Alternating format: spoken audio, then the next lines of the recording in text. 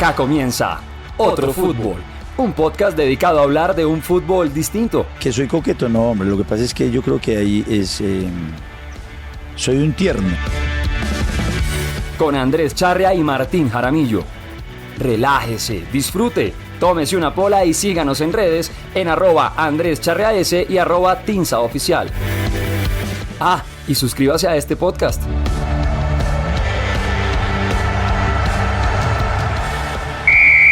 No puedo empezar este capítulo sin antes saludar al Marlon Becerra de la Abogacía Deportiva, el doctor Andrés Charria. Andrés, ¿qué más? ¿Qué ha habido, Martín? Oye, una pregunta. ¿Sabe usted qué es un oxímoron? Tonía. Bueno, es que no tengo aquí la definición de la RAE porque acuérdese que nos regimos por Wikipedia, pero básicamente es cuando cuando la unión de dos palabras terminan generando el significado diametralmente opuesto, significado contrario a lo que significaría una palabra original. El que más me gusta a mí, inteligencia militar. Ah, válido. No, porque por ejemplo ahí está la discusión si un nombre propio puede llegar a ser un oxímoron. Entonces, le pongo un ejemplo, Nicolás Maduro, por ejemplo, o María Fernanda Cabal. Uy, hay uno que es una locura y es los jóvenes laureanistas, me parece una locura. Pero bueno, no, todo esto va porque normalmente, y lamento que haya llegado hasta acá con mejores expectativas, pero normalmente cuando usted habla de fútbol y corrupción, el deber ser, por lo que hemos hablado acá, que el fútbol es un factor de cambio, es... pues no sé, el fútbol de barrio, que más allá de que incluya lo que diría Hernán Casiari de la picaresca humana, pues debería ser algo bonito, y algo como bonito en la sociedad, pues termina siendo fútbol y corrupción casi que un adjetivo y no un oxímoron como debería serlo. A eso iba. Para eso hemos venido con un invitado que ya nos regañaron la vez pasada porque no presentamos al invitado, pedimos excusas porque hablamos con Lucas González y nunca dijimos que era el técnico de Águilas. Entonces sería bueno hablar de Alejandro Pino Calat, comunicador social y periodista de la Javeriana, magíster integrante de las Juventudes Conservadoras. ¿Qué? De las Juventudes Laureanistas. De las Juventudes Laureanistas. Se siente laureano, está presente. Sí. Magíster en estudios culturales en la Javeriana, inició como jefe de redacción en Diario Deportivo, que ya no existe, creo. No. Hizo lo mismo en la revista Fútbol Total y en Fútbol Red. Trabajó también en Fox, Blue Radio, Gol Caracol, y desde el 2016 es director de Publimetro. Tiene también un programa independiente junto a Germán Arango, Guillermo Díaz Hijo, todo se llama parecido, y Carolina Castellanos, que se llama La Titular. Y si algún reconocimiento hay que hacerle es que es de los periodistas que con nombre propio y de frente ha denunciado la corrupción en el fútbol, que es lo que venimos a hablar. Alejandro, bienvenido. Hombre, muchas gracias por invitarme, muy gentiles ustedes. Me falta uno, y es bachiller del Refus, y tiene una característica que tenemos Pino y yo, es que estudiamos durante 8 años los sábados. Sí. Uy, hijo de puta. Yo más porque yo me tiré un año. Ah, no, yo no. ¿Y con cuál año? Yo me tiré 10º.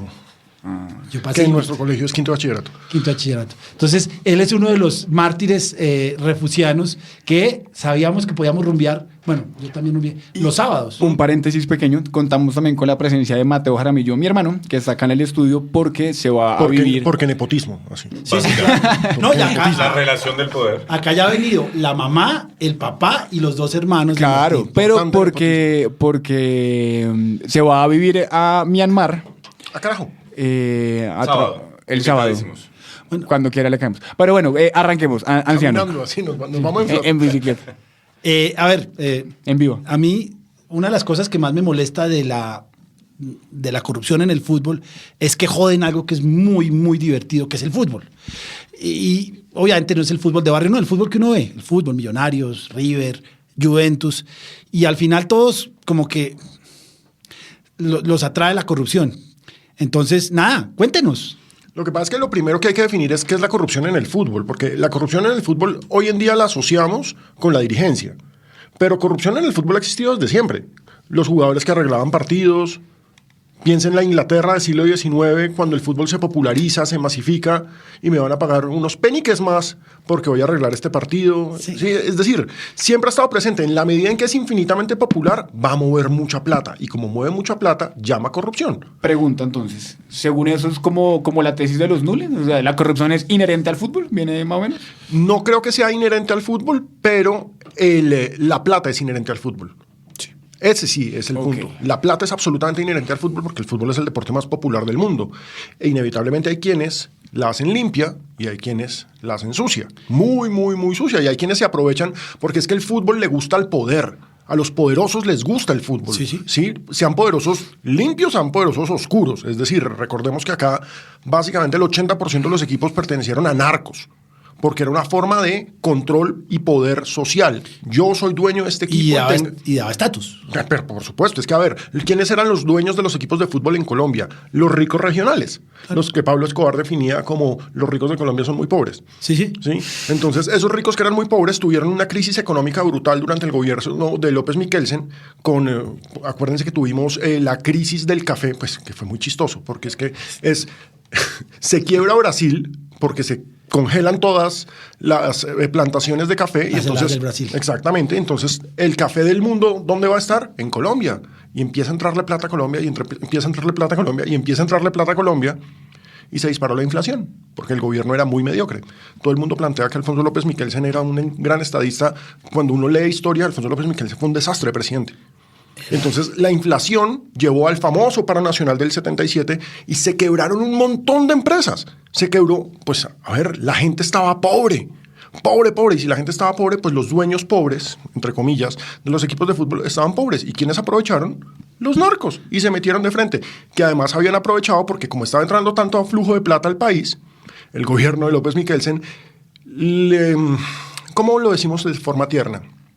Liberó el cambio de dólares. Se llamaba la ventana siniestra. La ventanilla siniestra sí. del Banco de la República. Entonces usted llegaba con $1 millón y nadie le preguntaba de dónde lo sacó. Entonces, claro, los esmeralderos, los narcotraficantes, los contrabandistas, Navidad. Entonces empezaron a legalizar su plata, empezaron a crear sus famosos negocios y de un momento a otro tenemos que el América, que había pertenecido a una familia tradicional rica, de estos ricos regionales del Valle del Cauca, de un momento a otro pertenecía a estos nuevos y pujantes empresarios. Empresarios jóvenes, que el término era nuevos ricos. El primero que les dijo narcotraficantes fue el Arabonilla y lo mataron. ¿Sí? Entonces, o sea, ahí entraron. El fútbol le gusta a la plata. Y pues si los que tienen la plata son chuecos, el fútbol se va a volver chueco. Y el problema es que Colombia, a partir de ahí, el fútbol colombiano está absolutamente chueco. No ha podido salir. A mí me alcanzó a tocar el cambio. El fútbol colombiano antes de los narcos, de todos modos era un fútbol poderoso que compraba jugadores en River y en Boca. Claro, traían veteranos de equipos grandes del sur del continente, pero eran, por Dios. Onega. Perdóneme, acá... Amadeo Carrizo. Amadeo Carrizo, pues vino en sus últimas, pero vino el Tigre Benítez, que era un delantero ni el hijo de madre, ídolo del Cali. Es Claro. Vinieron jugadores legendarios porque pues Cali era el ejemplo de los ricos, ¿sí? Es decir, los ricos de la alta sociedad del Valle del Cauca sostienen al Cali y ese fue el momento glorioso del Cali del 65 a finales de los 70. Ese es el momento de gloria. Pero ya después ese presupuesto no alcanza cuando el vecino del frente tiene pues el presupuesto del cartel de Cali. Es muy jodido. No, y a Gareca, Falcioni. Cabañas, González Aquino. Y, por ejemplo, lo que hizo don Alex, hablando puntualmente del Cali, lo que hizo don Alex Dorayer en su momento, que creo yo, y se lo digo a usted, a propósito de alguna cuña, Pino tiene un podcast que se llama Historias Secretas, en donde habla de... No se actualiza hace 2 años, pero lo siguen oyendo, muchas gracias. No tenía ni idea, no lo conocía. Si ves, como el invitado la vez pasada. No tenía ni idea. Pero pues cuenta muchas historias secretas de fútbol, entre esas las del narcotráfico, porque no es solamente los Rodríguez, Pablo Escobar y Leder. Yo creo que hay No. Todos Don los Fanor. equipos de este país Y Gacho, tuvieron pues. un narcotraficante detrás. El Cali es la excepción porque el Pero Cali, también lo por su tocó. asociación- Pero también lo tocó. Hay que contar esto bien contado. ¿Humberto? Gilberto Rodríguez Orejuela es hincha del Deportivo Cali. Y él fue el primero que tocó la puerta porque era el momento del Cali, el Cali multicampeón. Bilardo. El Cali, ese iba a ser... Por Bilardo. La historia de Bilardo, el sobrino... Bueno, el sobrino no. El tipo sacó un libro, el hijo de Gilberto, que después lo tuvieron que retirar del mercado porque básicamente iban a demandar a la editorial hasta el techo. Pero yo tengo el libro. Se llama El hijo del ajedrecista. Sí, Yo lo tengo. Y en El hijo del ajedrecista, básicamente el tipo dice... No, es que pues sí, el Cali nunca limpio porque pues nosotros no pudimos quedarnos con el Cali, pero pues si Bilardo necesitaba un favor, nosotros le hacíamos favores a Bilardo porque pues mi papá era muy hincha del Cali. Entonces no lo dejaban entrar como socio. Entonces, ¿qué pasa? Que Alex Gorayev le puso el tate quieto porque por la función o la formación de la Asociación Deportiva Por Cali. estatutos del Cali no se puede. Exactamente. Y por eso es el Todavía. problema de hoy. Sí. No lo podían comprar los Rodríguez Orejuela, y no lo puede comprar los Gilinski. No lo puede comprar nadie. Exacto. A menos de que usted lo descienda y disminuya la base de accionistas y... Bueno, no lo diga sonriendo, güey. No, lo que pasa es que yo no sonrío, el que sonríe es Charria. Qué horror, güey. Pero bueno, continúe entonces. ¿Por qué está Recuerden este bueno momento porque puede pasar. Orso Uy, Marzo Dios, Cali, que no, toquen el clásico madera. del... Toque madera, Ok. mire, toque madera. Gracias. ¿Por qué es tan importante o tan afamada pues, la gestión de don Alex Gorayev en su momento? Porque Alex Gorayev, primero, como presidente del Cali, no dejó que entrara Gilberto Rodríguez Orejuela. Entonces el Cali estaba limpio. Blindado. Sí, estaba, entre comillas, blindado, pero pues es el problema de la sociedad. Los narcotraficantes se filtraron. Es que no era que ellos eran unos tipos que vivían en unas islas malvadas, como nos muestran las películas, en donde no, ellos hacían parte activa de la sociedad. Todos los integrantes del cartel de Cali hacían parte del desarrollo de Cali de los 80s. Cali fue la ciudad más desarrollada de este país en los 80s. ¿Y Pablo Escobar estuvo en el Congreso? Pues, antes de que se le denunciara como narcotraficante, claro. fue representante de la Cámara de Colombia. Claro. Pero los narcotraficantes se vincularon. Como los narcotraficantes, a ver, esto es un poco de historia social de Colombia. Los ricos tradicionales de Colombia son las familias de élite, los apellidos tradicionales, las familias que siempre gobernaron al país. Los Lápiz Miquels, para hablar de unos que ya estamos hablando. Y llegaron estos nuevos ricos. Y pues estos ricos tradicionales, el dinero viejo no se quería meter con el dinero nuevo porque fue nuevos ricos. No les importaba que fueran narcotraficantes, no les importaba de dónde salía la plata. Pero fueron estos nuevos ricos los que empezaron a dinamizar la economía. Porque el cartel de Cali, la cantidad de empresas fachada que hizo, la cantidad de construcciones, si ustedes van a Cali hoy en día todavía van a encontrar droguerías. No solamente las droguerías, las construcciones, de la edificios cantidad de vacíos. de edificios de los 80s, grandes conjuntos residenciales de los 80s, que son esos edificios de 5 pisos que uno encuentra en el sur, en el norte, en el occidente, en medio Cali, que parecen calcados, que también se encontraron acá en Bogotá.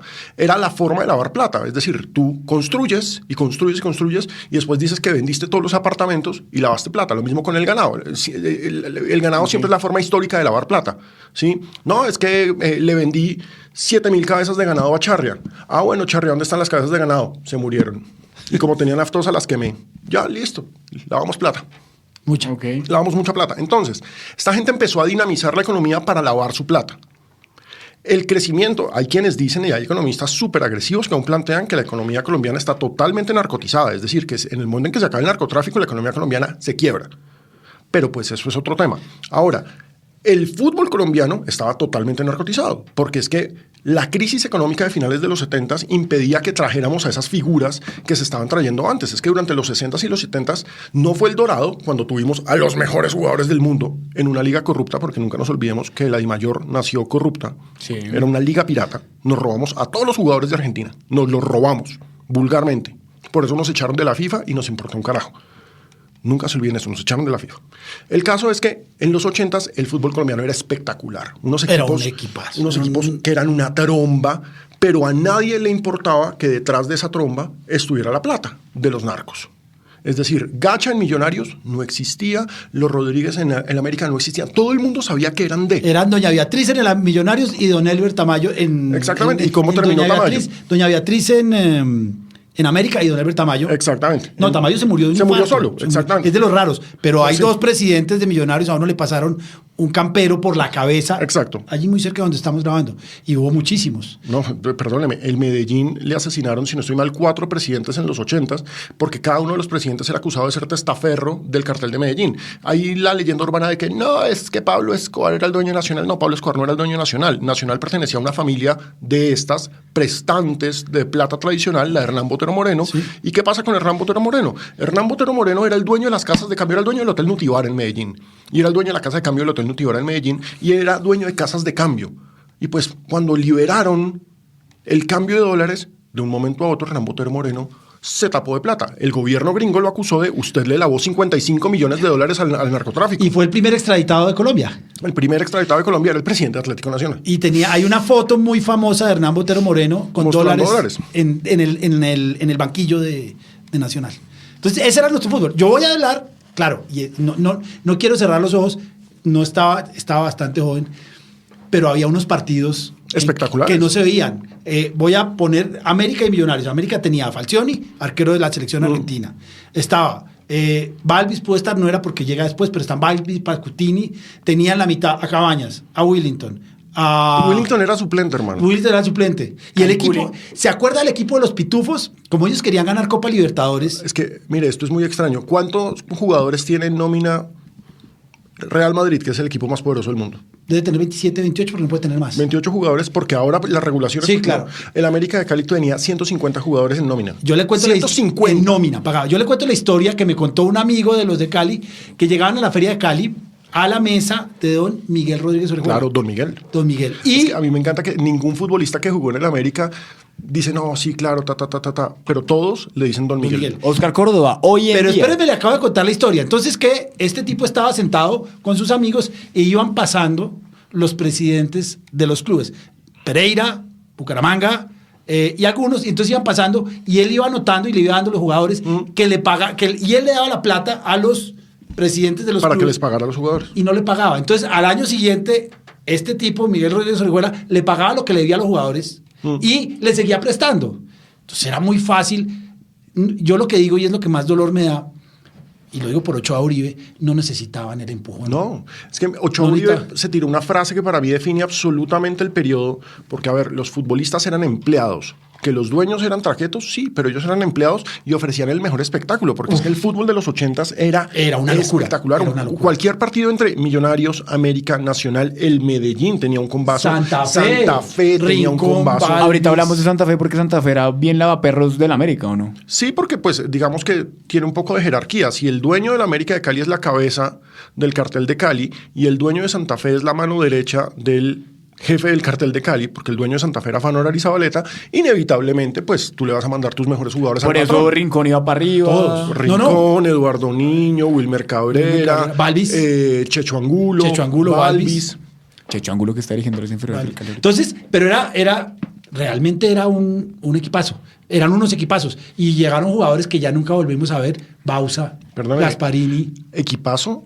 El Tolima, ¿se acuerda del Tolima a comienzos de Con los Zapuca, 80s? con Zapuca. Exactamente. ¿El Cocorico? El Tolima Cocorico, que era Zapuca y Arnoldo Iguarán, antes de que llegara a Millonarios, que era un afro, era ver a Jimi Hendrix jugar fútbol. Ese Tolima, que fue el Tolimita, que todo el mundo quería, fue subcampeón del fútbol colombiano, jugó la Copa Libertadores, la jugó en el Campín, todo el mundo quería el Todo el Tolima. mundo quería el Tolima. Detrás de ese Tolima, antes de que llegara el dominio de la familia Camargo, había un alias El Coronel. A ese alias El Coronel lo mataron y ahí fue cuando llegaron los Camargo, compraron y se quedaron con todo. ¿Sí?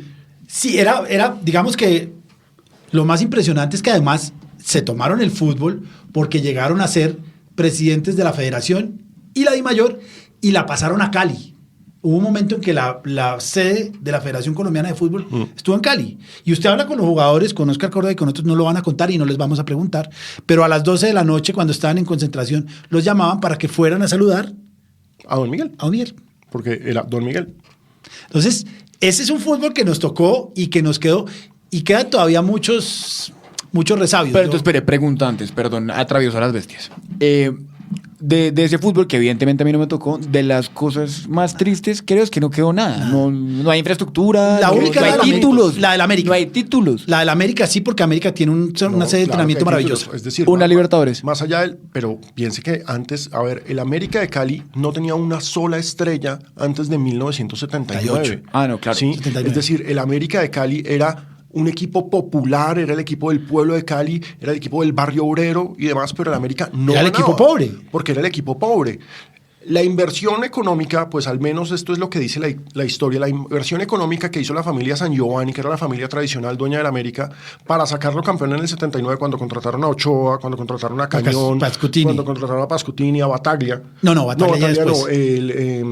¿Pero allá había llegado Cabañas? No, pero ellos llegan después. había un paraguayo, se me olvida en estos momentos, González Aquino.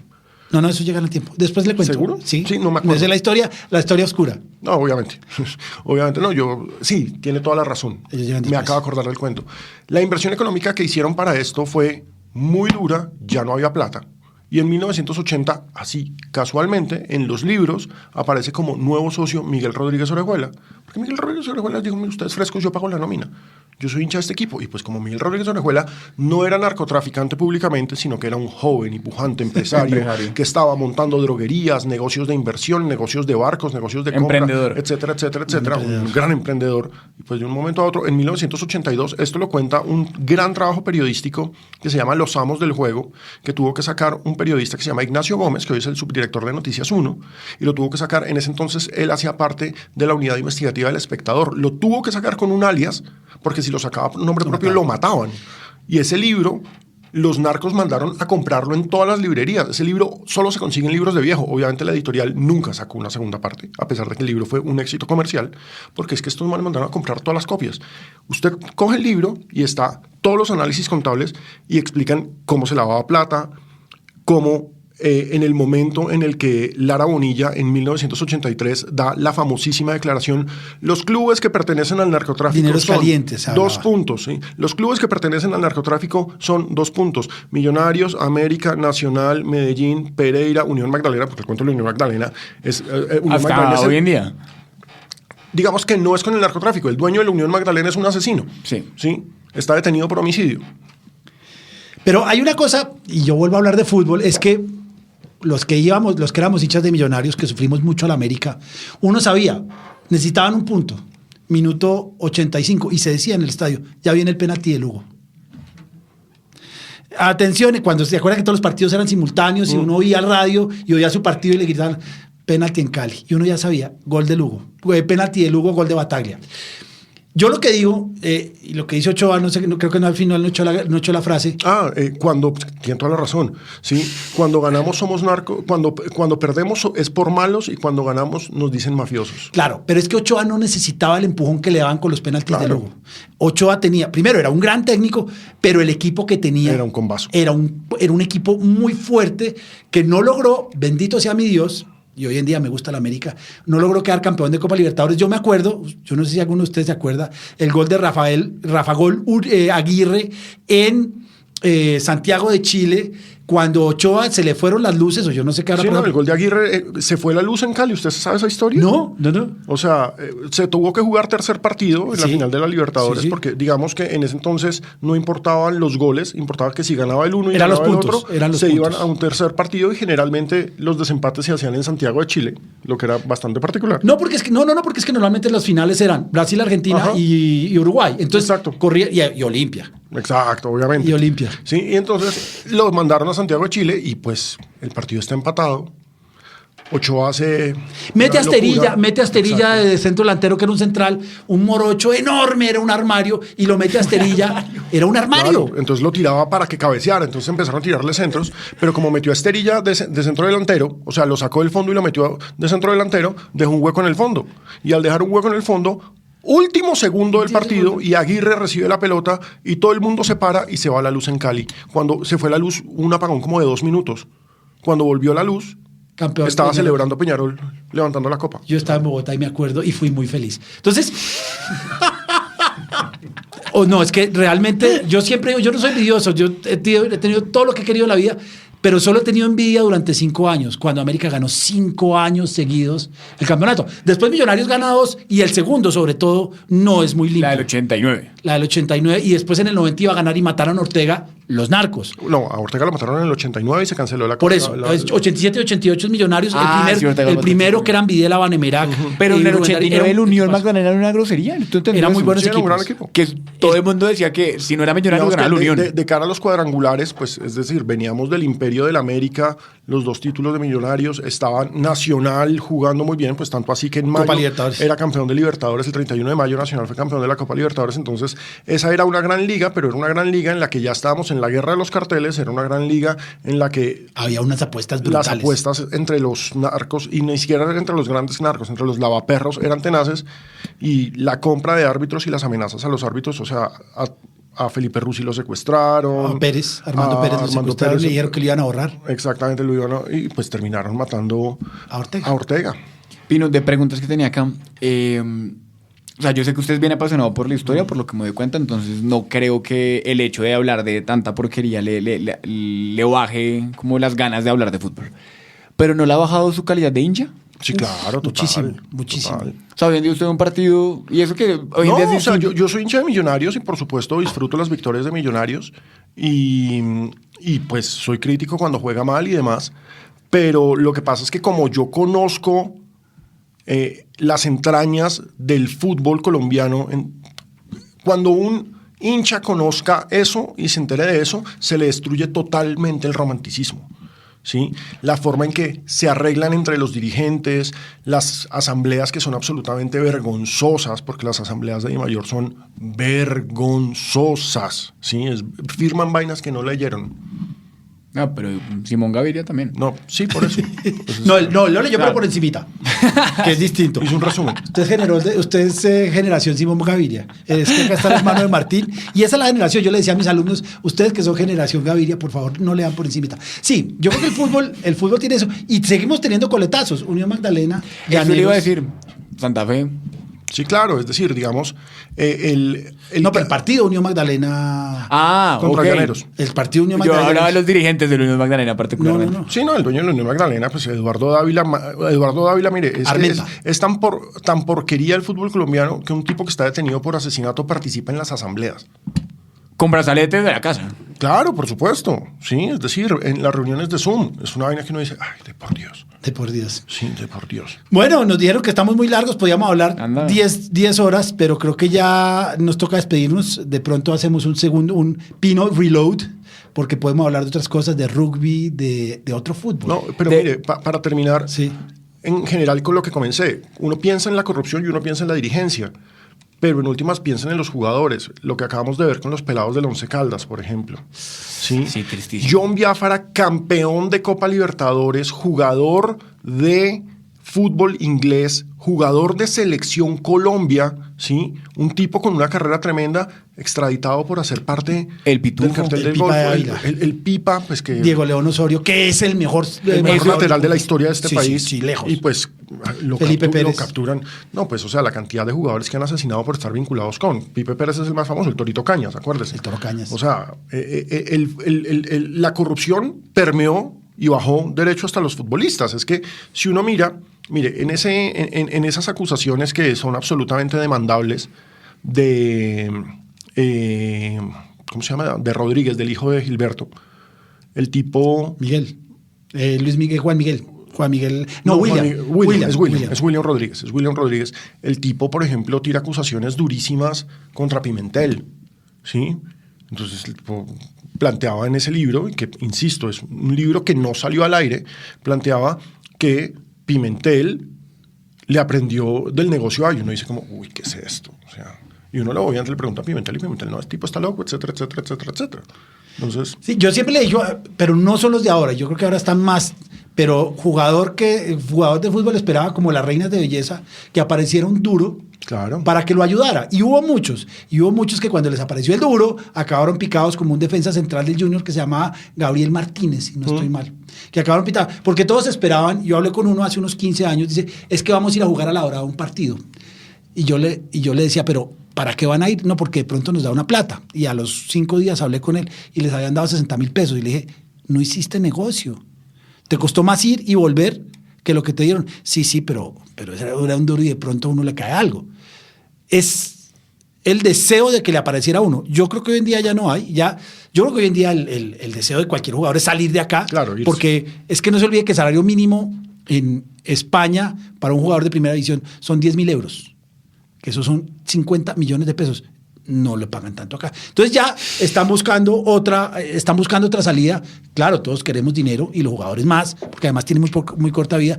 Pero eso afortunadamente, yo no estoy diciendo que el fútbol sea limpio. Ya vimos Unión Magdalena Llaneros de finales del año pasado. Pero el jugador ya es más consciente que hay otras posibilidades. Y hablando de jugadores, para terminar, si iba Jamesito, ¿no? Ay, Dios. Mire, desde el 2020, cuando salió el Real Madrid en el mercado de verano, para el Everton firmó un contrato de 2 años. Al año renunció para irse al Brian. Al Brian, es el equipo de Martín. Claro, yo le digo al Brian. Firmó un contrato y al año renunció al Brian para irse al Olympiacos. Y al año Y renunció. ahora, ni siquiera al año, porque es que el contrato con el Olympiacos lo firmó en septiembre pasado. Es que los contratos se los firma siempre desde septiembre, que es el arranque de la temporada. En septiembre pasado y ya no más. Oye, ¿para dónde va? ¿Eh? No se sabe.